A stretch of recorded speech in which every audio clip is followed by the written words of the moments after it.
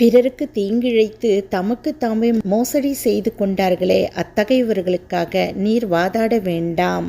அறிந்து கொள்ளுங்கள், அவர்களுக்காக உலக வாழ்வில் நீங்கள் வாதாடுகிறீர்கள். கியாமத்து நாளில் அவர்களுக்காக அல்லாஹ்விடம் வாதாடுபவர் யார்? அல்லது எவர் இவர்களுக்கு பொறுப்பேற்பவராக இருப்பார்? மேலும் எவர் ஒரு தீமையை செய்துவிட்டு அல்லது தனக்குத்தானே அநீதமிழைத்துவிட்டு பின்னர் பச்சாதாபப்பட்டு அல்லாஹ்விடம் பாவ மன்னிப்பு கோரினால் அல்லாஹ்வே மிக்க மன்னிப்பவனாக மிக கிருபை உடையவனாக அவர் காண்பார்.